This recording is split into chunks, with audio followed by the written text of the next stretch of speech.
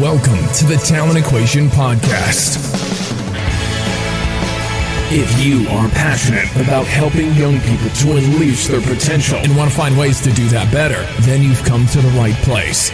The Talent Equation Podcast seeks to answer the important questions facing parents, coaches, and talent developers as they try to help young people become the best they can be. This is a series of unscripted, unpolished conversations between people at the razor's edge of the talent community who are prepared to share their knowledge, experiences, and challenges in an effort to help others get better faster. Listen, reflect, and don't forget to join the discussion at thetalentequation.co.uk. Enjoy the show.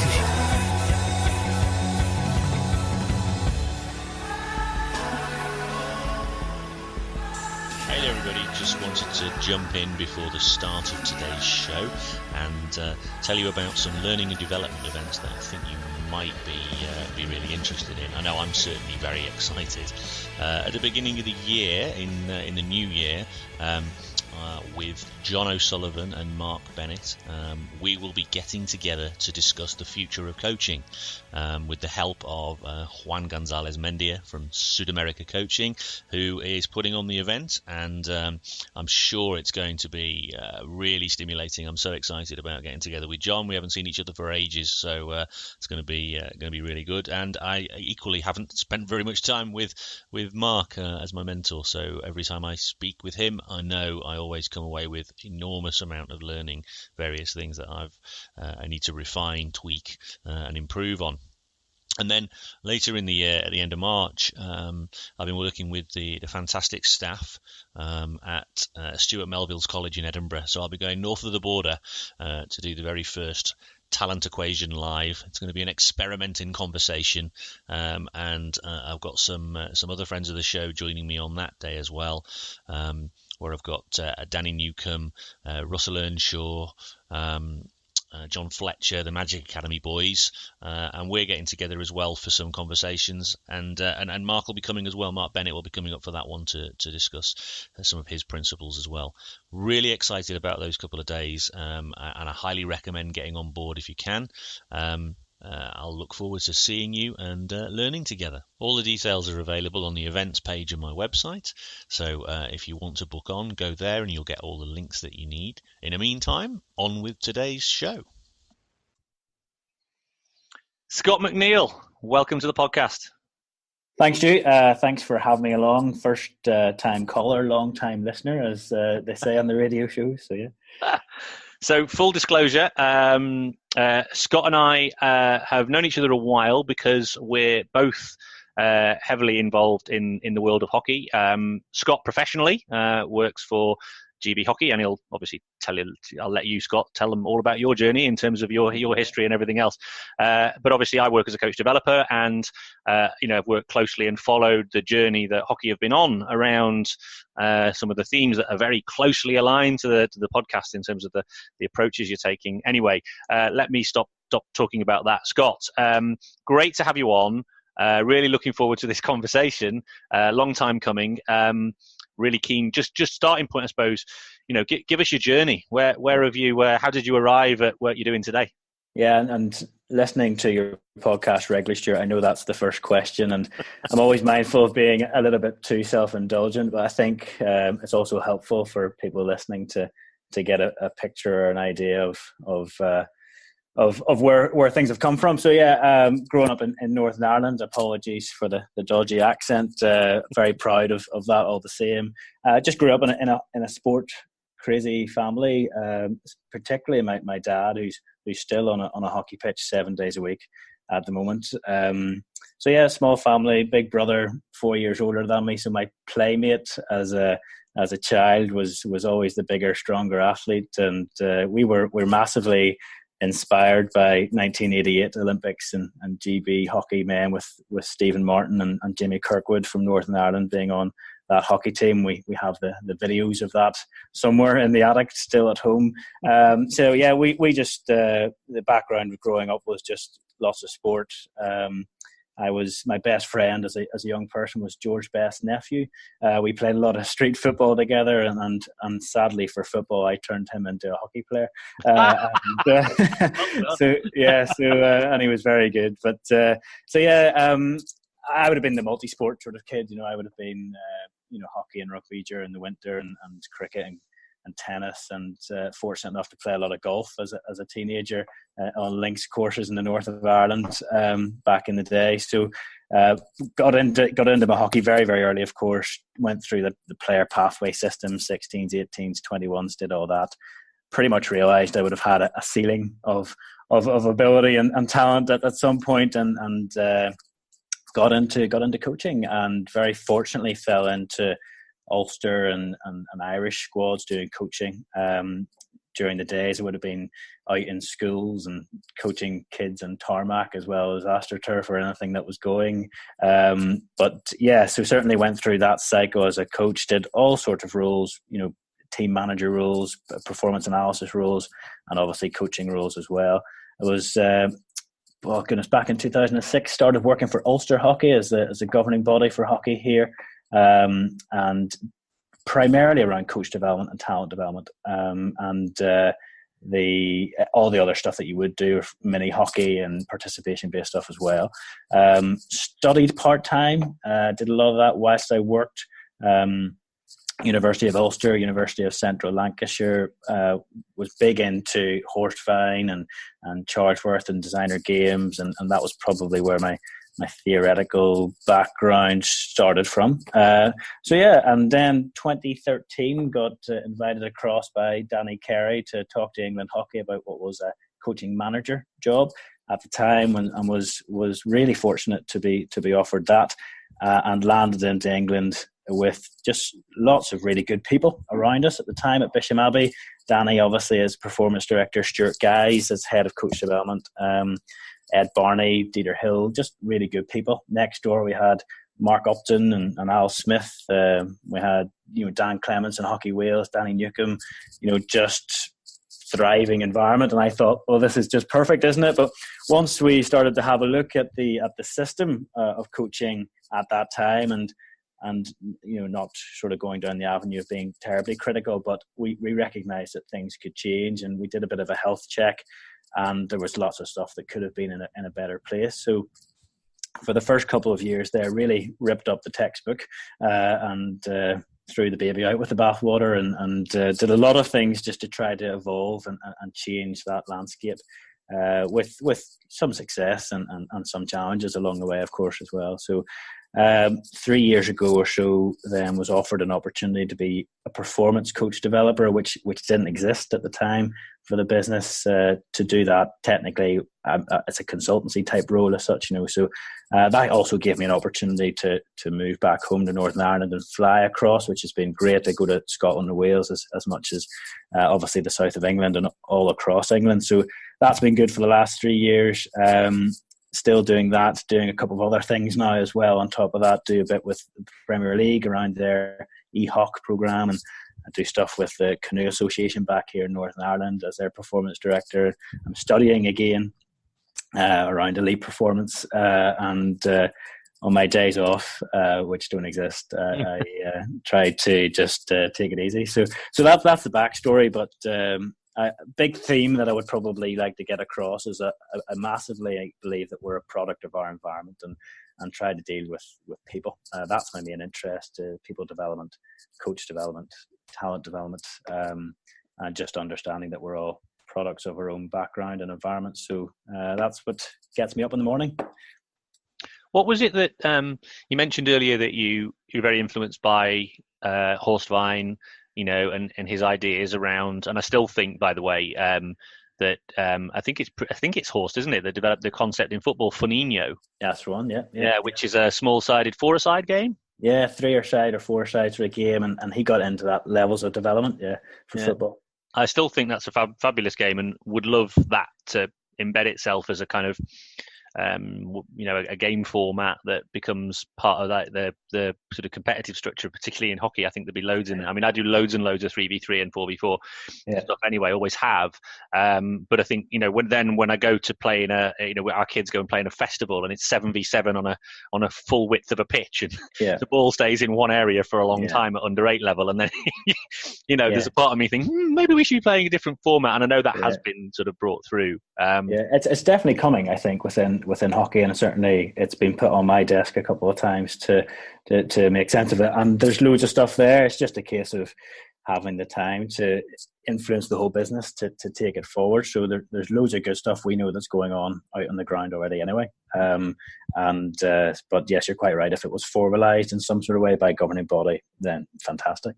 I've tried a few times, even with our own club, we host our own festival, and I've said, instead of doing the 7-a-side festival, can we do a 4v4 festival? Because it'd be better for our kids, because we're in control of that.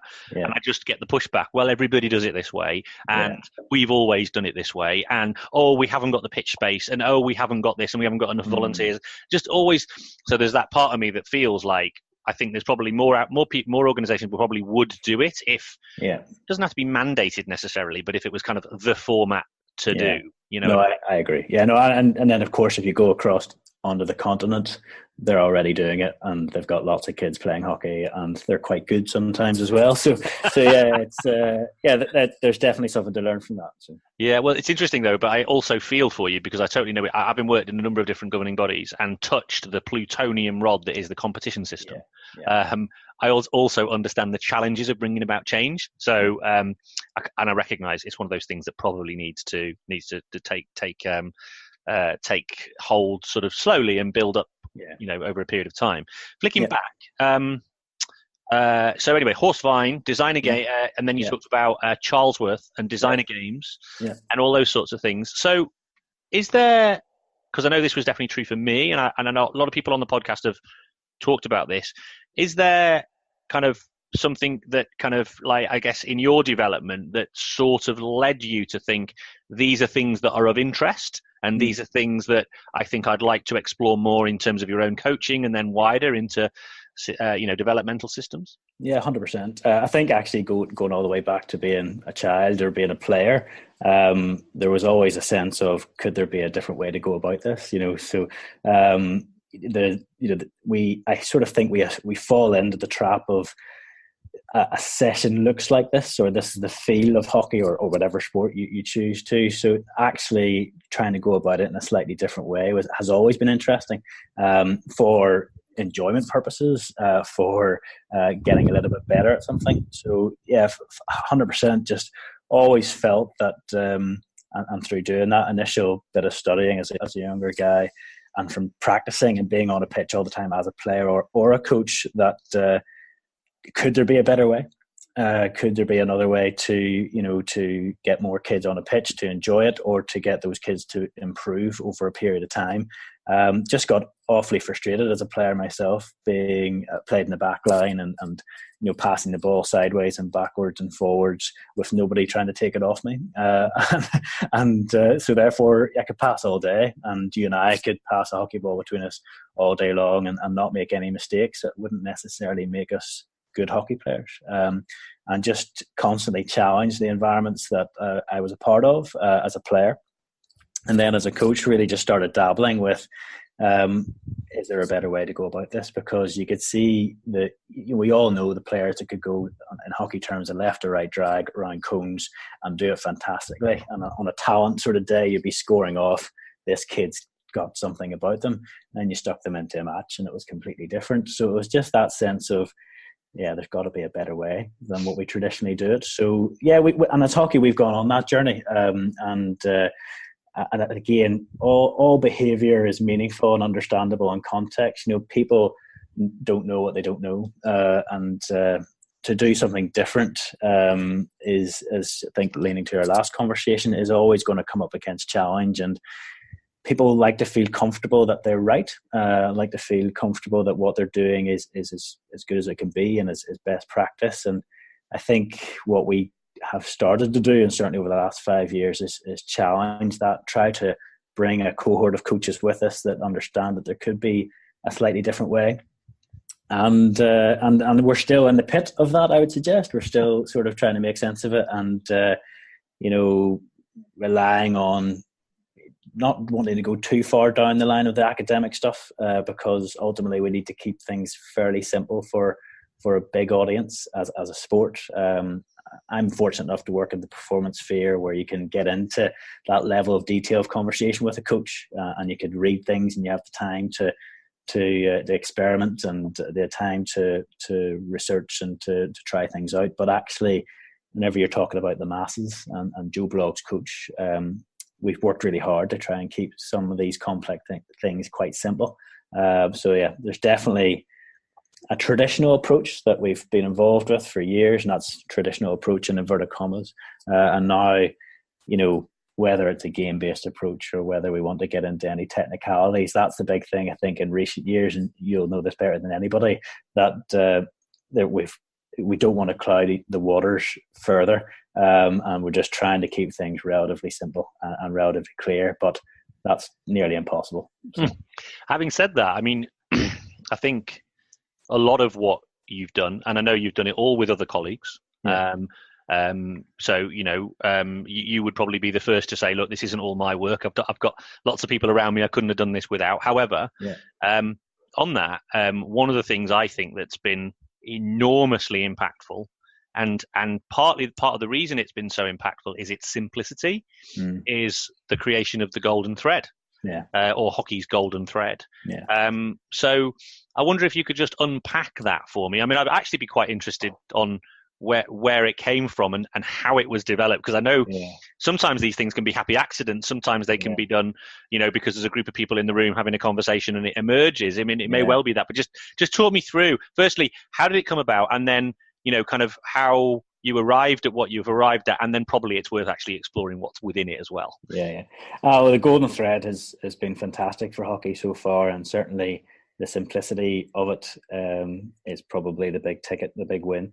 How it came about, you'll not be surprised. It was 3 or 4 guys sitting in a room around a curry, one evening and talking it through. So there would have been Danny Carey and Ed Barty and myself and Stuart Guys, really just, what are we looking for?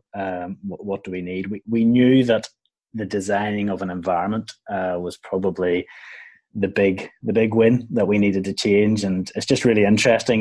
We were talking at the time, if we jump into the GB hockey helicopter and flew across all of our hockey pitches and we're looking down, what would we see, or what would we want to see? And we've still got a long way to go, but certainly it was just like-minded people feeling that we're on a bit of a journey here for a long period of time. It's definitely a case of it's not going to be a quick fix.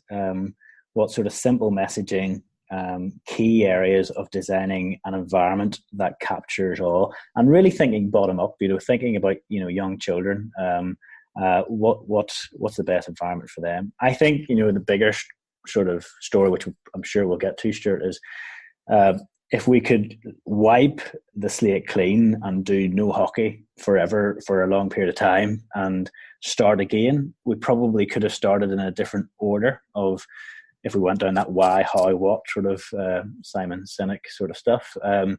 But we sort of started with the environment and started with what I would define as the how. And I think in hindsight, it could have been done in a different order, but that was probably our big need at the time. Are we putting on environments that people want to come back next week to be involved in again? And are we putting on environments that people are actually retaining some sort of information and getting better because of that? And that's where it came from. And certainly then what we did initially was we did actually stop all forms of formal coach development for about 10 months or so. So there were no courses, no level 1s, no level 2s. And we took an absolute hammering over that. And I personally took a big hammering over that. But I think fundamentally it was the best thing that we could do. So whenever we started rolling out new stuff, it was well written. We had a workforce that was tiny at the time and is still relatively small, that were bought in, that were good quality people. I remember Phil Rhodes and Ben Edwards being the first 2 tutors in inverted commas to deliver this stuff alongside me. And it started from there. And really the feedback that we've got from coaches on the ground, and this is grassroots coaches mostly, is that they just could buy into it. They understood it. It was much more of a simple way of talking about things. They weren't too worried about where their left hand on the stick was and where their right hand on the stick was, and things like that, or what activity they had to come up with. They were just concentrating on these very 5 simple things to make sure that their environment was, as good as it can be in the context of the type of player that they had in front of them. So it's probably worth going through each of the elements, and maybe kind of exploring what each one means in some detail. It'll probably take us the whole podcast. We don't have to go through it all, but it'd be interesting to explore them. Yeah, well, I mean, to list them in as the 5, fun/enjoyment, being number 1. What does that mean to different people? Of course, looks like the game. That's another one. Lots of touches of the ball. So again, thinking of trying to get away from lectures, laps and lines. Lots of decisions is the 4th one, and stretch is probably the last one. So stretch for me is really the interesting one within the talent space, but certainly those are the 5 areas of the golden thread. We've aligned everything in the sense of the grassroots stuff of coach development offer around those 5 things. And then what does that mean within the course of different cohorts of whether it be children or adults or talent. But yeah, those are the 5 areas. And I guess where we've tried to link in a little bit of theory around that is the ideas of variability, repetition without repetition.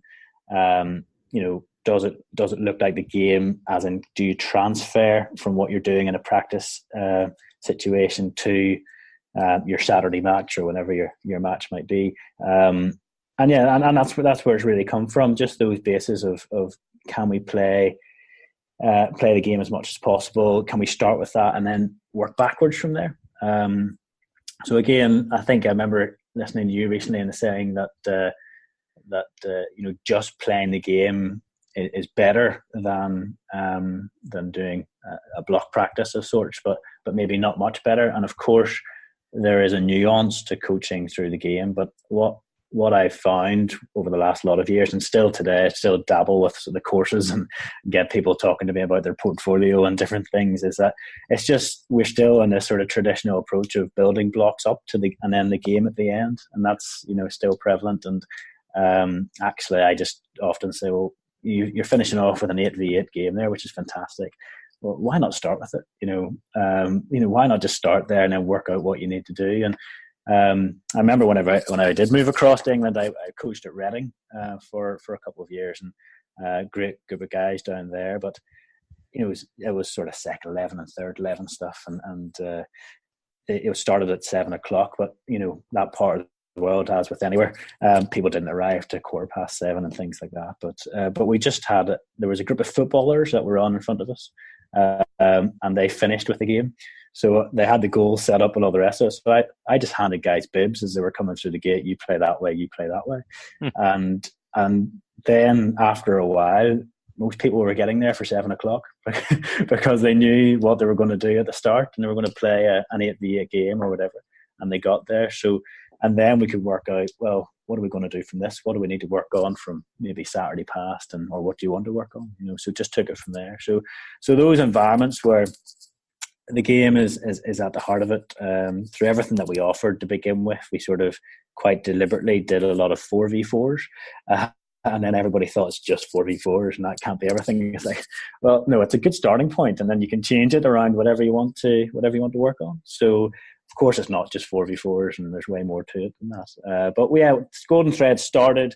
It's now, I always say Golden Thread is king. It will forever be king, and it's the backbone to the environment that we like to try to create for any cohort of type of player, be that beginner, grassroots, or talent and performance. And that's one of the things I love is if you get in your hockey helicopter, like you said. Yeah. But if any, and I can say this, I say this with a good degree of confidence, which is, if you as a coach who are on the learning journey were to go along and to go and watch the GB men's team or the GB women's team training, it will look like that. That's right. You will And see. actually, you can still, as a coach developer, you can still ask those questions. Does this transfer, does it look enough like the game? And actually, the good coaches, senior level or anywhere else, are asking their players, does it just feel right to you? Does this feel like the situations that you experience? Because there's no point otherwise. If it doesn't sort of feel like the game and the pressure or whatever else, then those questions are prevalent at GB senior squad as they are for Reading under 13s. So yeah, it's great. And it's such a simple reference point, and I can't tell you how useful it is as a member of your aforementioned tiny workforce. When you're working with a group of coaches, and I work with novice coaches starting their journey, on workshop like Introduction to Coaching or Engage with Children or whatever it is we're going to do, and we're exploring these things. To give people who are at the start of their journey and to just give them those 5 things as a reference point, and to always, whenever we do, a little bit of reflection with somebody or we're giving them a little bit of feedback, to always reference back to that. Was it fun? Did it look like the game? Could it have looked more like the game? Or maybe, whatever, were there some decisions to be made? Was there a way of people feeling stretched? And did everybody get lots of touches, lots of goes? Yeah. And it's such a simple thing. But in terms of then planning and session planning, that's your reference point. Yeah. They're the questions you should ask yourself. How am I going to make it fun, look like the game, etc., etc.? Yeah. And so I know you said earlier on, probably with hindsight, maybe that you would have, if you're doing it differently, you would have started with why and moved to how. But I can totally understand why you started with how, because that was the immediate need at the time. It was. Yeah, absolutely. Yeah. Sorry. And what it did was it then acted as a springboard, because then people started to ask other questions. Why? Now we're in a conversation. Yeah, absolutely. No, you're quite right. The ability just to have conversations and to be comfortably challenging each other on that. This is stretch. Okay, well, what do you mean by stretch? Or evidence to me, or explain how that particular activity is stretching and things like that. So now people get it. They can sort of make sense of it or go to the next layer of it, which is, if we're talking around your facilitation skills, is that an element of stretch as a coach? So now we're going to the layers of the onion as such, and really getting into that. So no, it's a great, it's been, hugely fantastic for us. It's been everything that we've based our initial sort of coach development, informal learning around. And it's been, as you said, bottom up approach has been the most powerful thing that we've done. Yeah, and interestingly as well, and I've said this before, it's fascinating how you've essentially developed this golden thread, and you've sort of based it, as you said, principally on some of the principles of non-linear pedagogy. Things like variability, repetition without repetition, representative task design, all these sorts of concepts, without talking about any of those things. Just very simply made it very practical and very, very easy for someone to grab hold of. Now, obviously, there's a lot in this in terms of the skills of delivery, but fine, that's a good starting point. But the interesting thing from my perspective about that is, you've recognized that this is a really important starting point. And what has also happened, I suppose, is that you've then started to fill in some of the blanks, I suppose. Started to answer some of those why questions. And you've done that by taking a slightly more perhaps systematic approach. And actually, not systematic, it's the wrong phrase. You've looked into how young people can progress within the sport. And then that's come about with the development of something you refer to as talent development framework. So that's another story that needs to be told, I think. Okay. Yeah. Well, I mean, yeah. Thanks for that. That's going to open a big can of worms now. But the talent development framework is a piece that came to us from the Performance Pathways team and English Institute of Sport / UK Sport, and they've pushed curriculum development as the big piece. Now, curriculum is sometimes seen as a bit of a dirty word, and still to this day, with people that are professionally working day to day in this sport, still struggling to define or to accept a definition that doesn't sound like primary school. So they came to us, and the best way certainly that they put that across to me was they used a garden analogy. So if you take the sort of classical garden with your very clearly defined flower beds and clear lines and divisions and everything having its place, that was one form of how we could go about this, which for me felt a little bit too much like a silo and reduce the creativity side of things. There's another stretch in that analogy really is the family garden, and still things have their place: the patio, the grass, the shed, but it can be a little bit more functional. The next stage would be maybe the landscape garden, which was fairly process driven and still was heavily influenced by a designer. And then there's probably the last analogy that they used was kind of the hanging basket or the greenhouse, which was really bespoke and specific to to what you were trying to grow. So I think if from a hockey point of view, we were sort of pushing for the fifth stretch in that analogy, which was just the wild, overgrown meadow is such a this creative sort of where anything can grow, and we don't know what we're growing. We just have to harness it and in that sort of way. But certainly, so they put that onto a number of sports, and curriculum for us really means the totality of experiences. It's basically everything, which then becomes quite complex to define. But in simple terms, it's the why, how, and what we do things around here, if that makes sense. Yeah. So we started into that and realized that we had to really work out what we're trying to create. So it is linked to the talent pathway, but probably a better expression for hockey would just be a player development framework. And we came up with, well, what are we trying to do? It is linked to creating, future Olympians and producing the best environments that will support that. But the main thing was about how are we creating what is in the end in mind? So to use that sort of Stephen Covey type quote, what's the end in mind? And so that was being sort of the headline. We're about trying our best to create the end in mind. And so we had to look at the different elements of the end of mind we come up with, which we can get into, Stuart. We can come up with these sort of 5 underpinning characteristics of performing players. So that was kind of the overarching byproduct. If we sort out, the environment stuff, we sort out, the game aspects, and we have an understanding of player. So we talk about player, environment, game as the 3 aspects within our framework. The byproduct of looking after that and doing that really well will be the end in mind.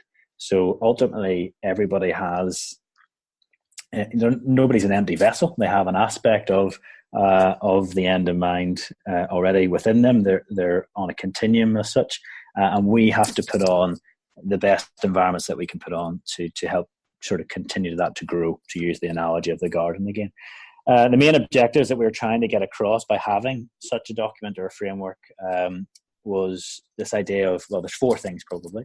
Common language, which is just huge, and that's probably my bread and butter every day. I get teased about that quite a bit internally within hockey, but just this common language, keeping that nice and simple. Shared understanding of player development, just so that we all can understand what we're trying to do here around player development. The third thing would be really about the empowering coaches to be the architects of these learning environments and supporting them with that. And the final thing would just be just as a general reference point for our general decision making as a sport, linked to the environments that we put on, linked to the support that we put on to coaches. So those are the 4 sort of main areas that we're trying to achieve. But the best sort of title for that is making common practice best practice, or make a best practice common practice, sorry. And just trying to make that, that we're doing the best that we can in every opportunity on and off the pitch, if that makes sense. And I think the off the pitch stuff is something that we haven't done terribly much of for a while. And I think, we often concentrate on the below the neck stuff as a sport. Certainly as the prevalence of sports science over the last decade and more, obviously. But actually we should probably be concentrating on above the neck as much as anything. And also to use the idea of these players that we take aren't empty vessels, that we often concentrate on what we pour in to the vessel rather than the actual vessel itself. And that's probably what the framework is trying to do. So, creating experiences that promote the opportunity for learning all the time.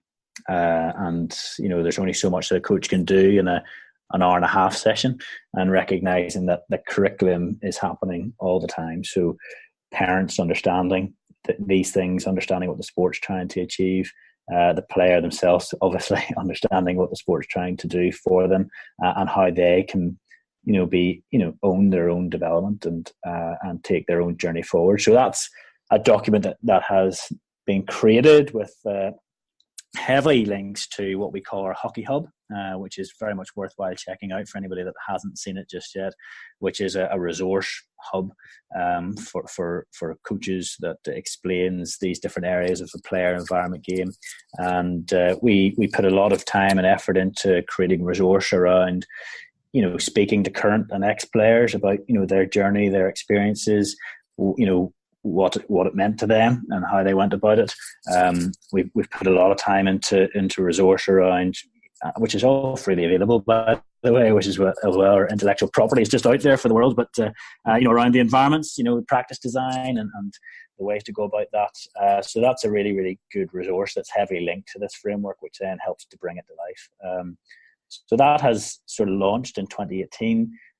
We did a bit of a roadshow around that and took that around all of Great Britain. And I was at the front of the room for everything. So that was a world tour as such for me. But we took that out and it's landed really well. And of course, we have the early adopters, people that are in the pathway at certain positions and are in certain programs, or advanced coach program and things such like that.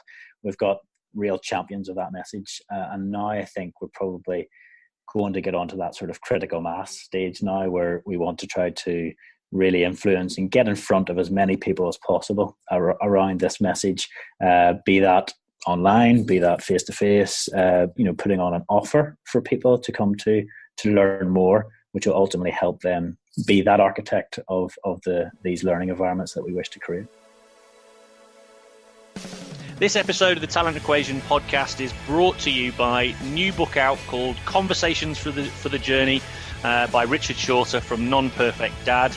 Richard, I've got him on the line, and here he is to tell me all about it straight away. Richard, tell us about one of your favourite conversations in the book.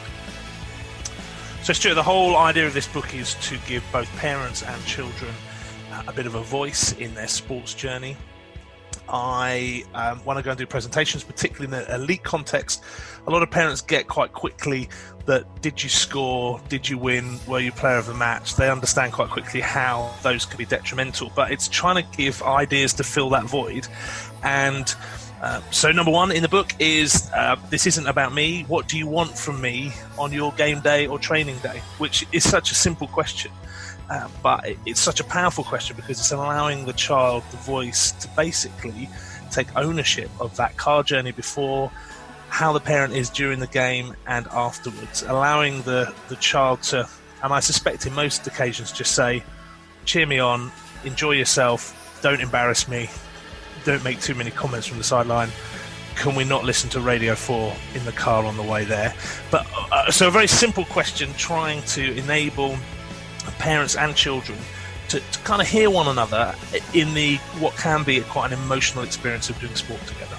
I really wish I'd had this book when I was a child. I might have said to my father, Dad, it's not the best when you shout, get it in the onion bag, Stewie.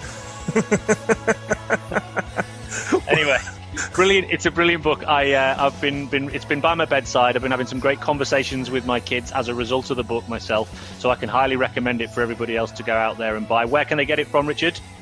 They can get it from my website, which is non-perfectdad.co.uk, and then if you go to /talent equation, there's like a secret back door there where you can get a bit of a discount there for getting it through the podcast.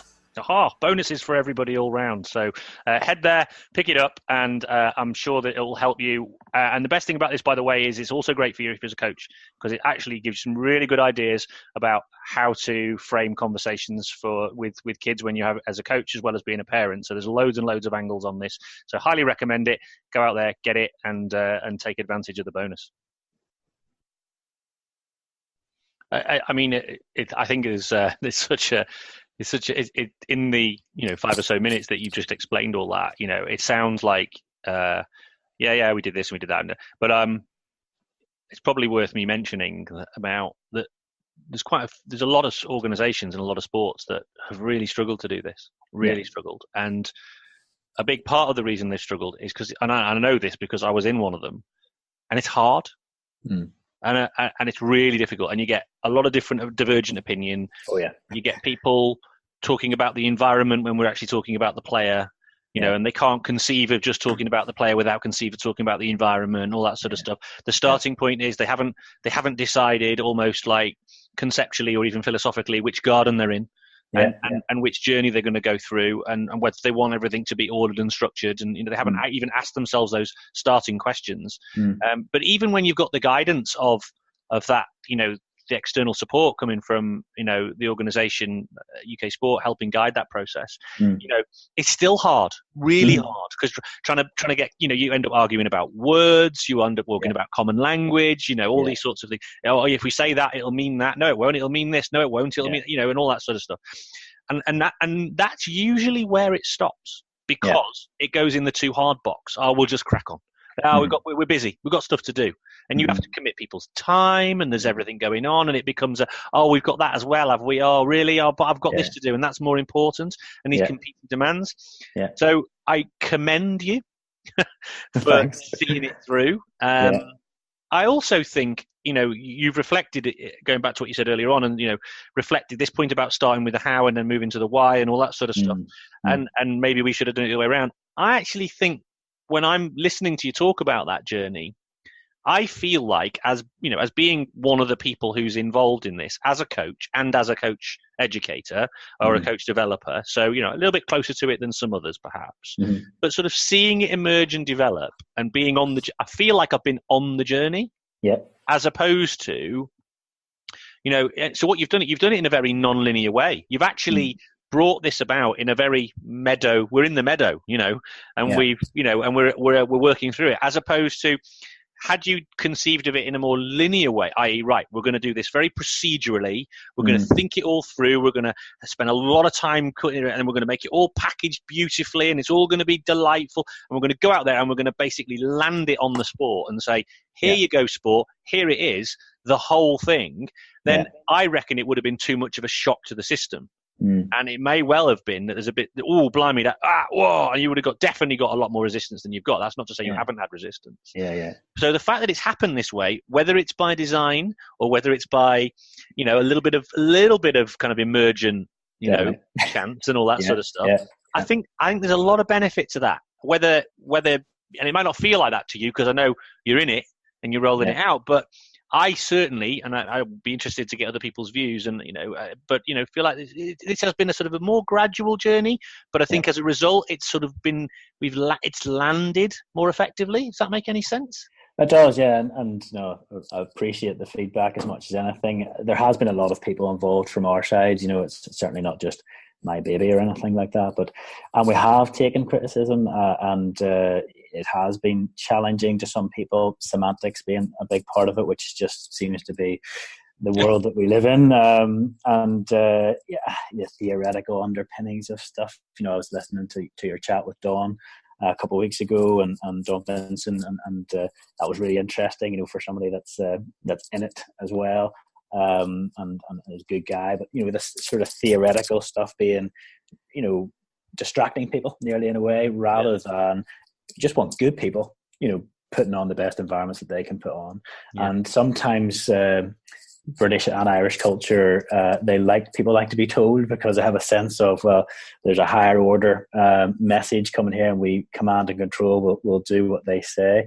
And we haven't done that, and sort of refused to do that in a sense, because ultimately the people on the ground are so much more powerful than we can be from a governing body to actually to live and breathe this, and to reach players of all ages and stages. So it's definitely been a really interesting journey so far. We're as I said, we're right in the middle of it probably right now, about how do we take it forward and and maximize the opportunity that we've created. The sport's been in a really good place during that time as well, with Rio being such a success, with the coach that was behind that success being a huge advocate of what we do. So that's been the nice stuff. the challenging stuff is that, I don't want to complain about resource because, hockey's a big enough sport, but it's not a huge sport, but it's a big enough sport. But it's difficult to get in front of people. Once we do get in front of people, we often have a bit of success, but it's difficult to get in front of enough people to just get to that critical mass, the amount needed to create the chain reaction as such.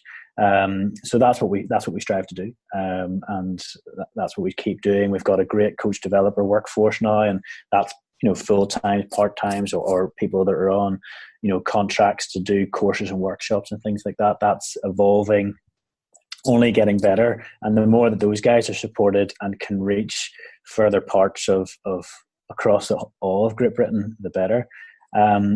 And often the people that we do get criticism from are just people that are just slightly outside and just haven't had the time, or we haven't had the time to engage with. But often the ones that we have had the time to engage with sort of buy in and get it, and are also sympathetic that it can't be all things to all men, and that we are in the midst of putting on a real culture shift. And I think, and you'll know, Stuart, as well as anybody, I think hockey's doing okay. We're certainly, ahead of the curve, or at least trying to be, with what we're doing across the board.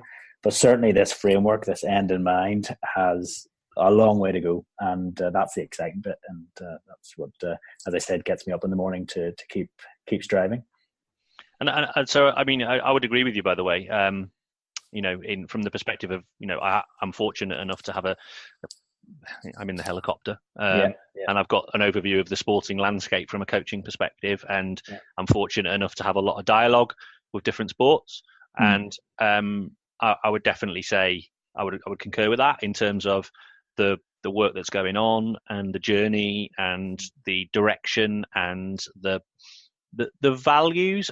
Is it values, or at least the underpinning philosophies? Because what I love about this is, I think a lot of sports have, and having, just talking about my experience in my career, but also just in conversations, there's quite often a bit of a dynamic tension between the aspirations for performance and the aspirations for participation. And actually, often sports are structured in that way. There's a participation department and a performance department, and they don't really talk, and they're not really joined up. And I've always, because I obviously operate in a talent space, I'm in the middle of that.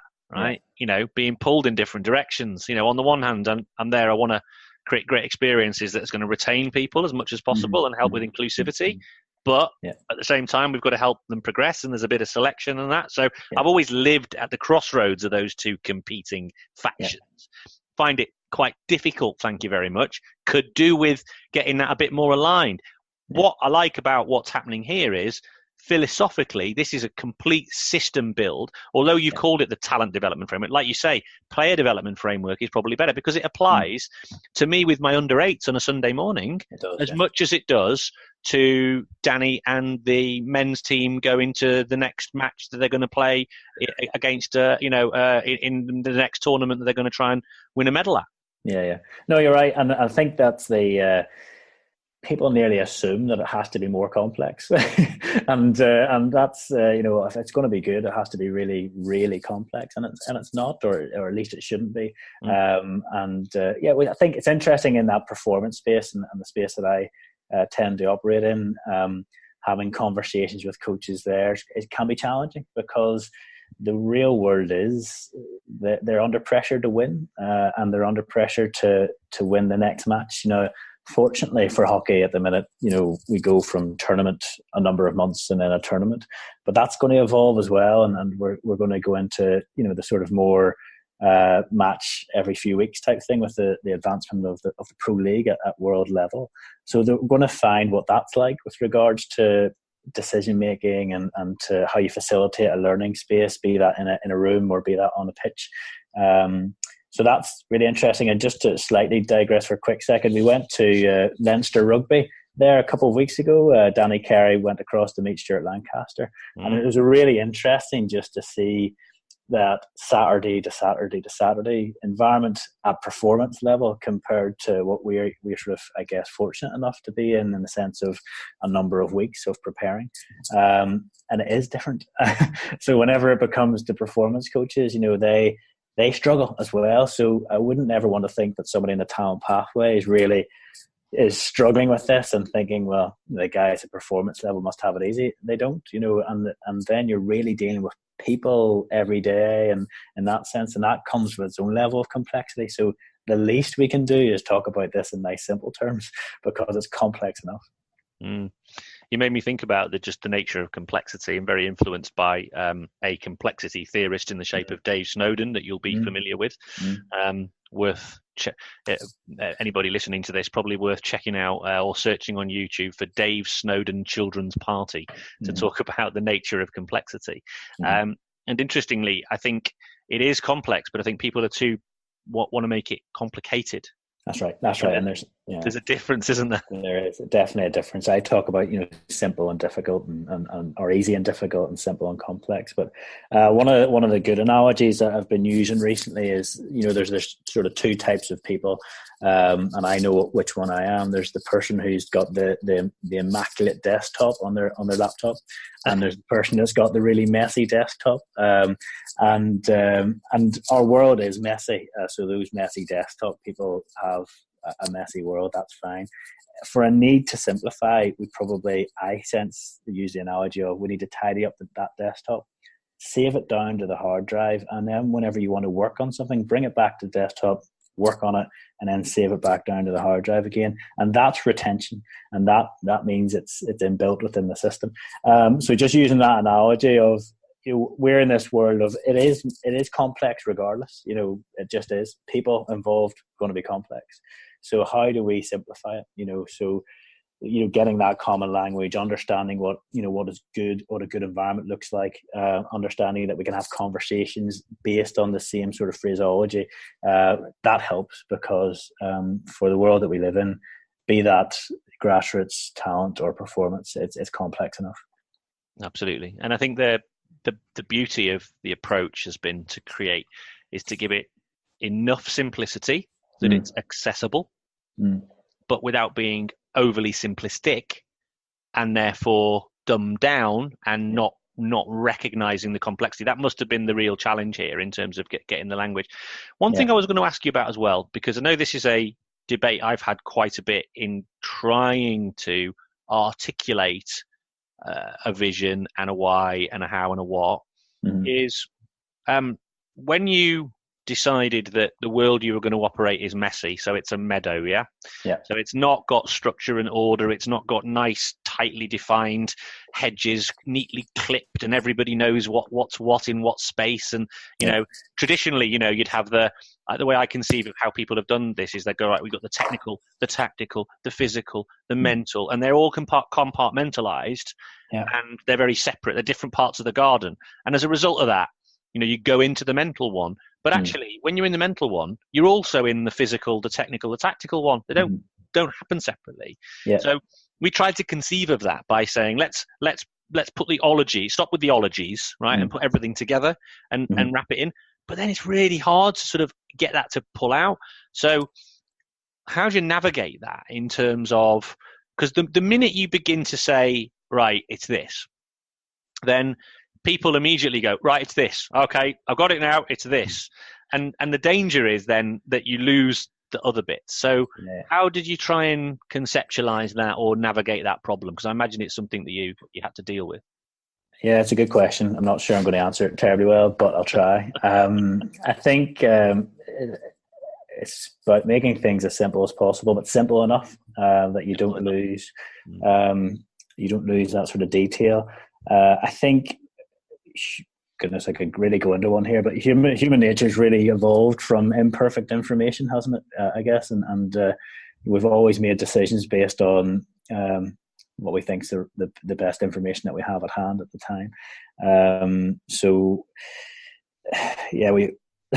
I sort of tried to get up every day and try to do things slightly less worse than I did it yesterday. And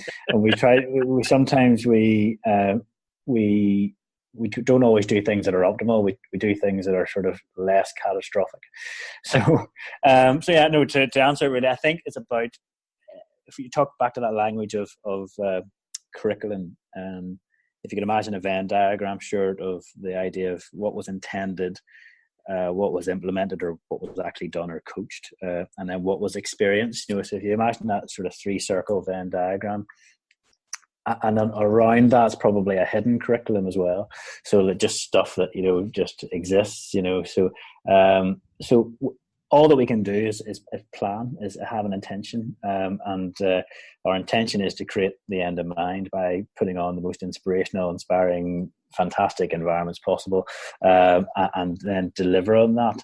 I think where we fall down on a little bit is then the kind of the experience side of things. What was actually experienced by the athlete? I'm not too sure in this space if we've done that terribly well. So that would then inform back to the planning of the whole piece and where we started from. So yeah, trying to make sense that if we will break down our cohorts of player that we have and recognize that what is, for want of a better expression, what's the thread that goes throughout that, and really you're putting on a space of decision making and with the information that they have at hand, the pictures that they see, which is an expression I would use quite a bit. What are those regular pictures that they're going to see? How do they then make sense of that? So everything that we had to try to think of had to be enough to capture all, and it had to be enough that it created enough thought to suggest that everybody has an individual option to take. So, for example, do you take our sort of principles that we talk about? Wasn't the best option to go forward and score. That still has an ambiguity about it. That means that there is 1,000,001 options, and that's where actually, although we've taken criticism on being suitably grey, suitably vague, that's probably the beauty of it, and that's where I sort of rest slightly easier, that we are going to get answers to things tomorrow that are much better than our answers today. Today's flair is tomorrow's normal. So if we want creative players, we need creative coaches, we need creative coach developers. So the biggest thing that we've struggled with is people's understanding that it is quite conceptual, and that's really unsettled people. And but the more that we make them comfortable with being uncomfortable, not to be sort of chewing out too many buzz lines, but the better. And actually, that's probably, as I said, where I rest easy, is that we're not in the business of giving answers, really. And although you do want to provide a level of comfort to a coach that they are informed, that they are on the right path, the ability for somebody to come up with this best thing possible for that context and that moment in time is totally in the head of that person, and it's not possible to create enough situations for a governing body to inform this is how we do it specifically. So yeah, I haven't answered your question at all, but basically just suggesting that we've just really put a melting pot together, and what people take from it is totally up to them, and we'll help them make sense of it. But again, it's not a manual. It's not a Bible. It's something that you must go do. It's something that you make sense of yourself, and the sport is there to help you with it. You have answered the question. I'm amazed.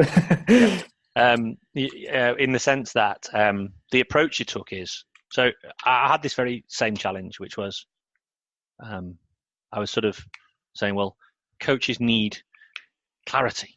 This was earlier in my career. Coaches need clarity. We need to give them the stuff to do so that they don't do the stuff that we don't want them to do. Yeah.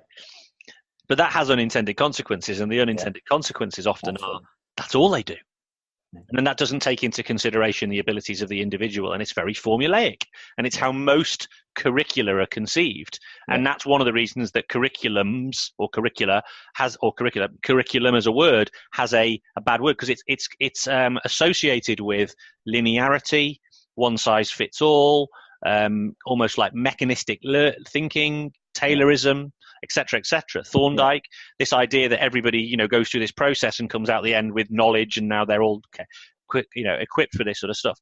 And that's one of the only ways people can conceive of the creation of this kind of an idea. Now, curriculum, the actual word itself, isn't that. It's the curriculum is more of a framework, right? Which is why. But I understand why you haven't used the word curriculum, because everybody associates it with structure and linearity. Yeah. So what you've done here is you've said, because, that's the biggest thing. We aren't in the business of giving answers. It's not a manual. Why? Because these are human beings. 100%. Right? Yeah.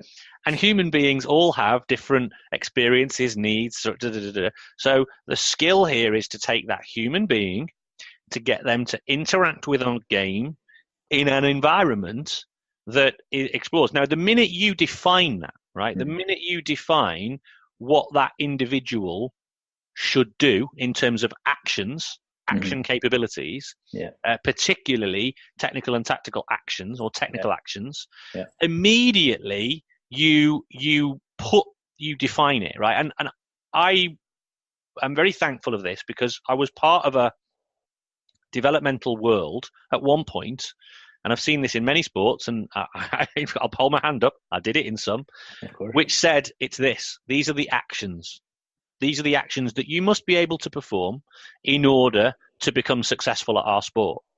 What you've done is you've resisted that temptation. You've also, I imagine, there's big demand for that information because everybody wants clarity and all that sort of stuff. And what you've said is, no. What we're going to do is we're going to describe the game to you. Right, we're going to simplify it down and just say, what is the game about? And you use one example, which is, what's the best option to go forward and score? Right, okay. Well, there's lots, isn't there? Yes, there is lots, right? But what we need to do is we need to work through some of those. We can throw some out, we can keep some in, we can do some more of these, we can add some.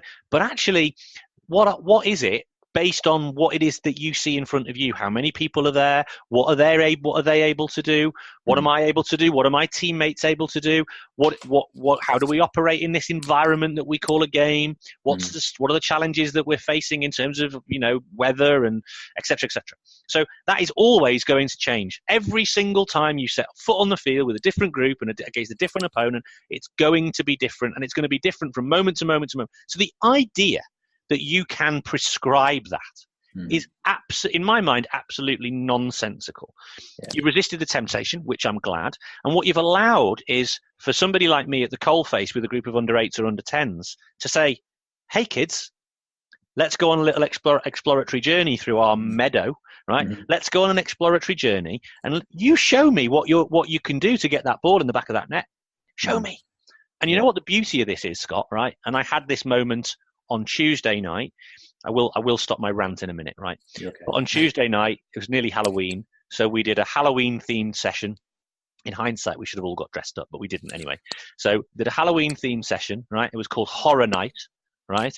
Cool. And it was trick or treat, and I had a bucket full of sweets, right? And we put all these different challenges and rules, and I told them it was all going to be horrible and nasty, and right?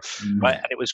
Anyway, so that's what we did, and we had a bit of fun, and we had trick or treat at the end, and one team won the treats, and the other one, the trick was that the others didn't get any, but then they all decided to share with each other, so that was nice, so that was good, great group of kids. But what I saw, and my co-coach, who's been on this journey with me, and I said to him, I'm not fooling myself here, am I, Tim? I said, Tim, I'm not fooling myself. What I've just seen there, we have just seen that, haven't we? And he went, yeah. And I said, we've never taught that, have we? We've never explicitly taught that, have we? He went, no, we've never explicitly taught that. He said, but that little youngster there has just done that. And he just came up with it. And he went, I know, it's unbelievable. And I went, and I said to myself, I said to him, I said, it's just phenomenal. It's phenomenal how he's come up with that. Yeah. And I could have easily stopped that from happening easily by showing him the other way of doing it, or the right way of doing it. And I would have robbed myself of that. I mean, I can't tell you how joyous it is. Yeah. Well, and that's amazing. And that's a lovely anecdote in the sense of, and you're now excited to keep fostering that and to make yourself better, to create more of those opportunities to happen, which is great. No, you're quite right. I mean, we haven't gone black or white. and people have been really frustrated about this. And one of the things I've been saying quite a lot over this last year or so is, what's the best bang for your buck? If you have 1 hour a week, what's the best bang for your buck? And you're taking participation-based, kids or adults, what do they want to do? What's the best for their learning? What's the best experience for them? If you are in a centralized program at Bisham Abbey, what's the best bang for your buck? You've got a little bit of time. There is space to do a little bit of isolation stuff. There is the time to do that. There is maybe a need for the odd thing. So it's not suggesting that it's a one size fits all. It's not suggesting it's black or it's white. It's suggesting that, there's a mixed methods approach here. You make a decision as an architect of this environment with them, not to them, that you can put on the best space, what is right for their wants and needs in that moment of time. And that's what we have to do. And that's what people get a little bit frustrated about whenever there's a few dissenters. And I think, an example of such is, you're a Twitter man, Stuart, that we have our Coach and Inspire account, and we just put out stuff there every day. And it's often a guy sitting on a cup of coffee at 8 o'clock in the morning that's sort of putting these things together. And it has never been do this, or don't do that. It has just been, here's some information. And that's, I feel, the best thing that we can do, because it just helps to inform. It's a stimulus that helps to inform a coach based on this framework that we've produced, to say, well, how do I make sense of that? And what do I need to do? And they may not get the answer, or they may not get that little light bulb moment and the excitement that you got, but they will in time, and it will come. So, yeah, often saying what it's not is quite interesting compared to saying what it is. And it's certainly not, as you said, a manual. It's not black or white. And I think sometimes people really want the black or white, and I get that, because they feel, that there's an element of competence around, I know I'm doing the right thing, or that the players need certain technical shapes or core skills, as we used to call them, or people sometimes call them, that we need to do the building blocks. And it's not yes or no. There's just a mixed methods approach there, that you will have to work out what's best for that moment in time.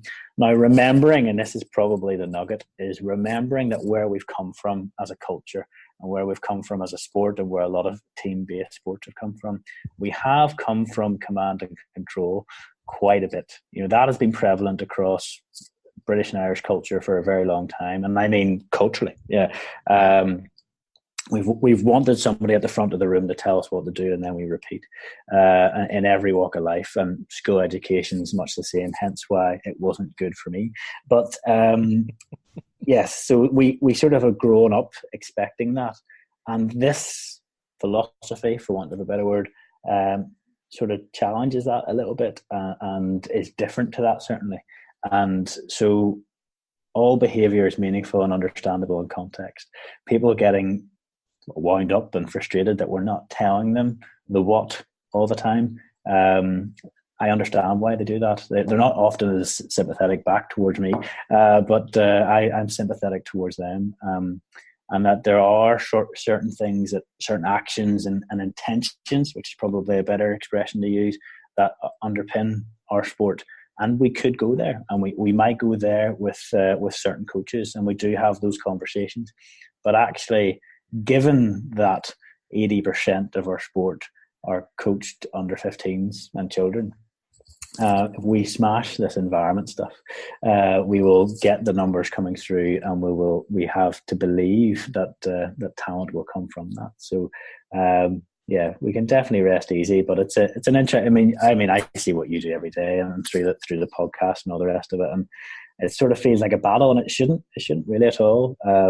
But people like to stick up to what they believe in, and I understand that. Now, I've certainly been caught a couple of times being a little sharp and being a little bit dogmatic, but that's often down to whenever people just are being ignorant, really, for want of a better word, just trying to be nearly devil's advocate in a good way, but they don't afford you the opportunity to have a decent conversation. They just like to throw a few stones That gets me back up every now and again, but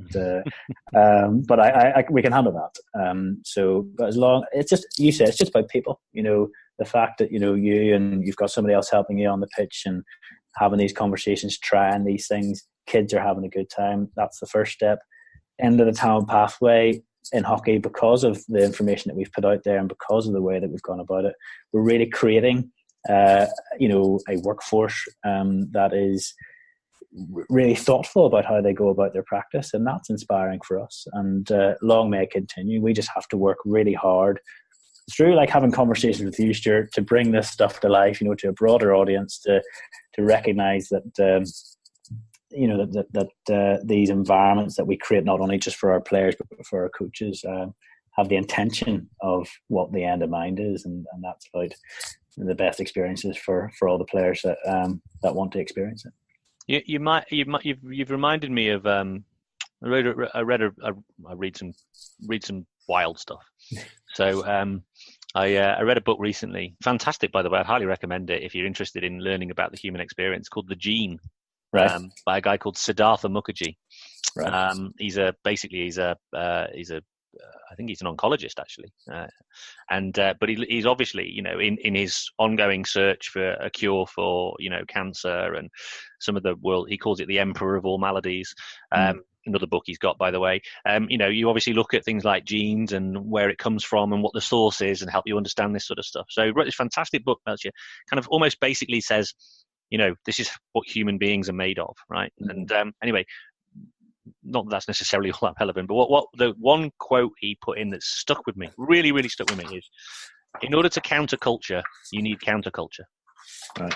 And going back to what you were saying at the start of, we have this prevalent cultural ideal and culturally resilient beliefs around what education is, what learning is, what development is, the process it goes through, etc., etc. And it's everywhere I look. It's everywhere. And when you present the world with an alternative to that, it makes people very uncomfortable. Yeah. More than uncomfortable. It goes further than that.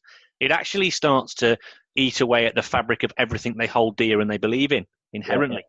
Yeah. And as a result of that, so that's where you have those difficult conversations. And I've definitely been guilty in the past of being dogmatic, 100%. Yeah. And I've definitely dug my heels in. I've even, gone as far as, and I think this will probably live with me to my grave. Probably my ever no drills will be on my epitaph. Yeah. But but part of that is because it's about a conversation. It's about saying, what if it's not that? What else could it be? It's a stimulus. It's a discussion point. Sometimes the problem is it becomes a little bit too black and white. And I agree with you. And actually, it's something I've reflected on recently, and had to apologize to somebody for, which was because I've been guilty in the past of losing my empathy, though, of how hard it is for people to rid themselves of the shackles of this. Yeah, it's easy for me. I'm free. I'm in this world, this beautiful world. I'm outside of the matrix and I'm into the other place. But the problem is that for other people that's so difficult. And I've sometimes lost the empathy and been a bit sniffy. And that's something I've always got to try and keep in my mind, that this is an educational journey for everybody, isn't it? Yeah, absolutely. And but that's natural. It's coming from a good place. It's coming from a care that you are trying to do what you believe is right, but so are they, and it shouldn't be us and them. We're all in this together. I'm sure people that may be listening to this might be going, "What are these two guys talking about?" But to use a very strenuous analogy, I sort of have a vegan diet as a preference, and it's been something I've been doing for the last couple of years. But whenever I don't preach about it at all, and very few people realize. But one thing, whenever you do talk to somebody, and half my family's dairy farmers, wow, talk about counterculture. Oh, yeah, absolutely. And trying to say to them, and it's not necessarily animal cruelty, though that's a big thing, but more so about just general health. But whenever you're challenging somebody, something, I believe that something's not that good for you or for your health, you're not just challenging them, but you're challenging their dad and their granddad and everything around them, and their whole space. So therefore, of course, there's going to be this feeling of really, I want to hold on to something. So strenuous analogy, I know, but yeah, but absolutely right. We have as a sport, we do have our criticisms and our people that challenge us, and even people that are on board. They are now getting comfortable with the idea of we can have a conversation, and they can challenge us back, which is great. But it's good people, and they know that we've done our best to create a space where we've gone with a general direction of travel. And of course, on an audio file, people can't sort of see my hand gestures here, but if we have a direction of travel, our end in mind is our true north. But so it's a direction of travel. What it means is that if we know that's kind of in that direction, and I'm pointing towards an invisible north, what we know that if it is that direction, that it's not the other direction, it's not the opposite. So there is a bandwidth there to kind of go in a rough direction. But what we do know is that it's not south. So therefore, we've narrowed down the direction of travel. And that's what the end in mind and the framework is trying to do. Not prescribe one true bang on one line to get, or one journey that everybody should go on, of course, because that's just not realistic and wouldn't work. It's not linear. What it has done is created this, just a focus on what we're all trying to do. But still the autonomy that there's loads of different ways of going about it. And if somebody, as they often do, say, well, I feel I need to put in 5 or 10 minutes within a practice design to really just work on hitting the ball and things like that, and just having a look at where your foot is compared to the ball, okay, that's okay. It's great that you can raise that why and describe and get into that discussion. And if it's a healthy discussion, I have no problem with it. Then you can provide a little bit of evidence to suggest other things, and so can they. And that's where we want to get to, because ultimately we're all striving to put on to the best environments that we can do. So that's pretty much it. In the sense of the end in mind, I would encourage people that are listening to check out it out online, to check out the Hockey Hub, and see how it all lines up. We've certainly put a lot of emphasis on it, and there's more to come, really, which is the exciting bit for us and for people that are following it at the moment. Yeah, the great thing is that there's no shortage of information that you're providing, and there's lots and lots of opportunities for learning and development out there. Yeah. And like you say, more to come. Interestingly, just as you were talking about that, you just made me think about a couple of things about using that kind of vegan analogy. It's interesting when any group kind of break away from the mainstream. Yeah. There can be, and if you look at any of the kind of dialogue around the veganism movement, it can become quite militant. Yeah. And I think I've certainly seen some of that, where even in the space I'm operating in the kind of echo chamber I live with, the people I deal with on Twitter, that actually sometimes you can get quite militant, because you almost feel like you're defending a position and you're being attacked by others. And so that's definitely something I think we need to reflect on in terms of the way we engage. Yeah, and you're quite right. I mean, I know I've seen in the public space that you've been guilty of that, and you've probably seen in the public space that I've been slightly guilty of that as well. But yeah, no. So therefore, it's what I would always say, that people, I always want to meet people halfway, and if people choose not to meet me halfway, that's whenever it gets a little bit challenging. So that's whenever reactions like that are quite natural. But we're all in this together, and as a sport, the more sort of social psych sort of stuff I'm quite interested in personally, and that sort of just dealing with the person is of interest as well. So there's we've pushed really hard around practice design and things like that, and we'll still continue to do that. But yeah, there's just so much more to come around the player aspect of the end in mind, and how we educate players themselves, how we educate their parents within a talent pathway. There's been bits of that have happened over the years, but now we have a real framework basis to base it from. That's only going to get better. So the trickle down from the higher ends of talent into club and school, the framework allows that, because it's the same words, it's the same stuff, it's just different lens, and that's what we're proud of, I guess. Fantastic. Just one final thought, actually, and this might just be an interesting piece of reflection for you. Richard Shorter, who's a guy just got the Non-Perfect Dad. We got together recently, and he reminded me of something that I'd forgotten about. And so in what I'm doing in terms of whenever you look at kind of sort of bringing about a shift in policy or that requires a shift in behavior change, there's a number of methods that tend to be used in what they call like social marketing or whatever it might be. And so there's like 4 options available. So you've got hugs, nudges, shoves, or smacks. Right. Okay. Very good. Yeah.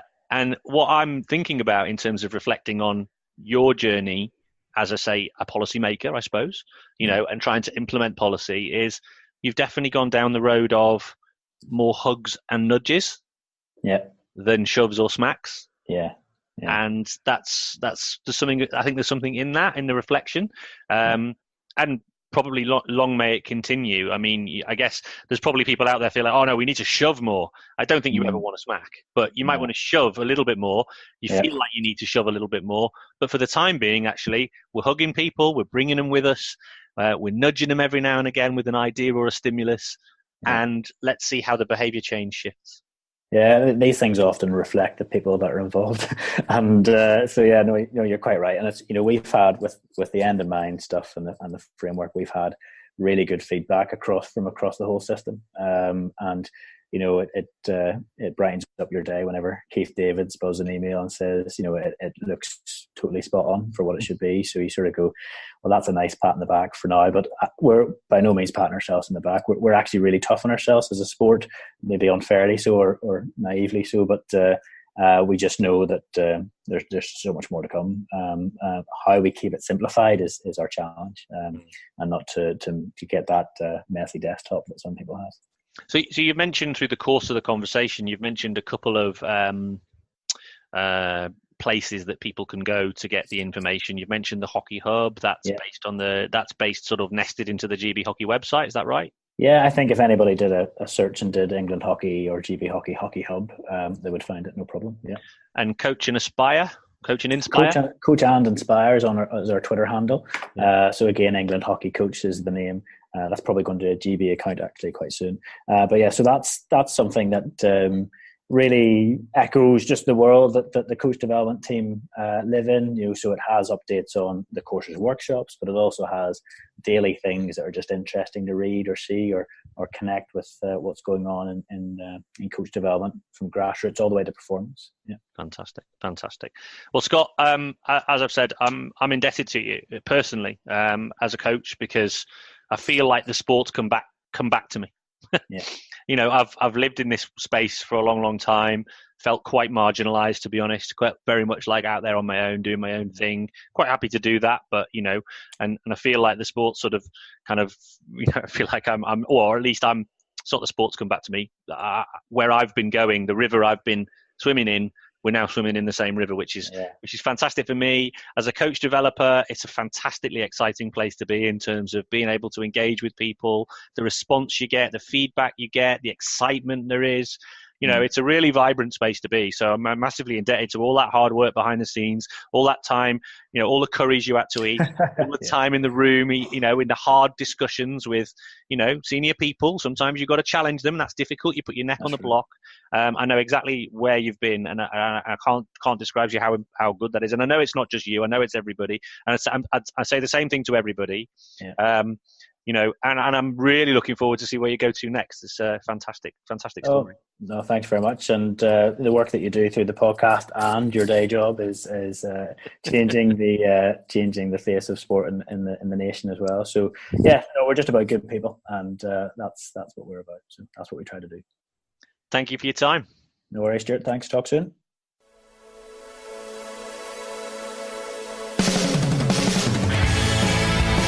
Thanks for listening to the Talent Equation podcast. If you like the show, then please consider supporting it by leaving a review on your favorite podcast player, telling your friends about it, or even becoming a hero and show your appreciation by becoming a patron. Just head over to thetalentequation.co.uk and click on the Becoming a Patron button at the top of the page.